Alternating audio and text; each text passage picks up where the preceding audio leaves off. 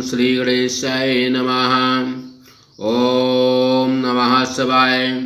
श्री शिव महापुराण पंचदशो अध्याय कोटि रुद्र संहिता मल्लिकार्जुन ज्योतिर्लिंग का वर्णन। सूत जी बोले, हे ऋषियों, इसके बाद मल्लिकार्जुन की उत्पत्ति कहता हूँ, जिसे सुनकर बुद्धिमान भक्त संपूर्ण पापों से छूट जाता है। पहले मैंने जिस कार्तिकेय के चरित्र का वर्णन किया है, उसी दिव्य एवं पाप को नाश करने वाले कुमार चरित्र का पुनः वर्णन करता हूँ। जब तारक का वध करने वाले महाबलवान पार्वती पुत्र कार्तिकेय पृथ्वी की परिक्रमा कर कैलाश पर आए, तब देवर्षि नारद ने उनके समीप जाकर अपनी बुद्धि से उन्हें भ्रम में डालने के लिए गणेश के विवाह आदि का सारा वृत्तांत कहा। इस वृत्तांत को सुनते ही कार्तिकेय दुखी हो अपने माता पिता के बारंबार मना करने पर भी उन्हें प्रणाम कर क्रौंच पर्वत पर चले गए।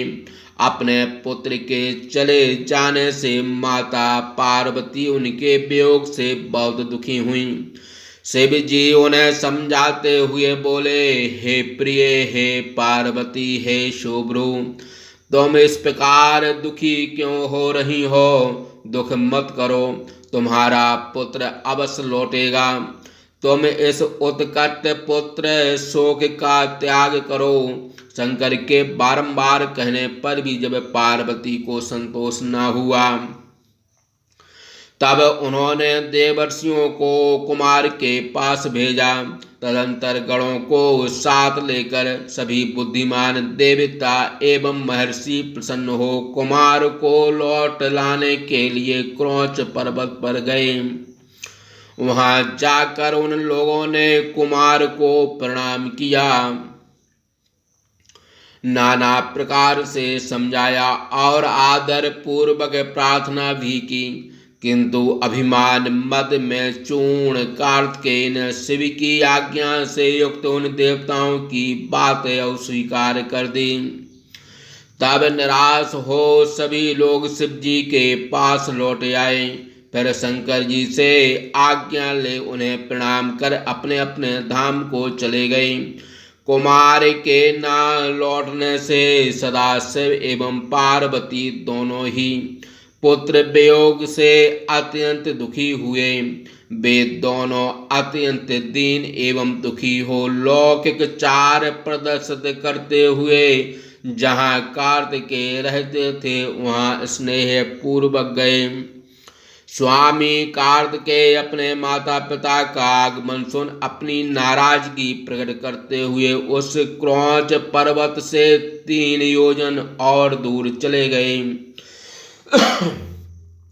अपने पुत्र के क्रौंच पर्वत से दूर चले जाने पर शिव पार्वती क्रौंच पर्वत पर ही स्थित हो गए। पुत्र स्नेह से व्याकुल हुए वे दोनों वहीं से अपने पुत्र को देखने के लिए प्रत्येक पर्व अमावस्या पूर्णमासी में वहां जाते हैं। अमावस्या के दिन साक्षात शिव तथा पूर्णमासी के दिन पार्वती निश्चित रूप से जाती हैं। उस दिन से लेकर मल्लिकार्जुन नाम से उत्पन्न हुए ज्योतिर्लिंग तीनों लोकों में प्रसिद्ध हुआ। जो मनुष्य इस ज्योतिर्लिंग का दर्शन करता है वह संपूर्ण पापों से मुक्त हो जाता है और उसके सारे मनोरथ पूर्ण हो जाते हैं, इसमें संदेह नहीं।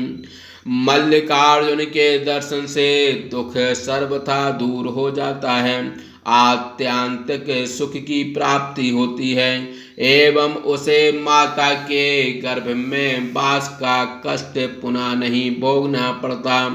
उसे धन धान्य की समृद्धि, प्रतिष्ठा, आरोग्य तथा अभीष्ट फल प्राप्त होता है, इसमें संशय नहीं।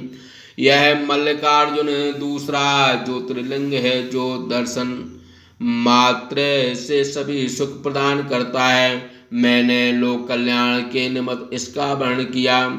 इस प्रकार सप्तति भाषा टीका सहज समा प्राण के अंतर्गत चतुर्थ कोटि रुद्र संहिता में मल्लिकार्जुन द्वितीय ज्योतिर्लिंग वर्णन नामक 15वां अध्याय समाप्त। बोलिए शंकर भगवान की जय।